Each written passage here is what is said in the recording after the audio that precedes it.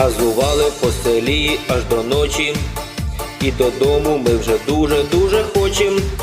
Але як нам мотоблока зупинить, може на ходу соляру з нього злить. Мотоблок, мій мотоблок, 100 раз круче Гранд Чирокі. Голосний дзвінка не треба, шкіряне сідло широке. На прицепа покладу 10 тонн бурячків і летю через село мотоблоком, наче танком. Як я з горба мотоблока розігнав, ну а тормоз на цей раз не спрацював, і в кущі я непомітно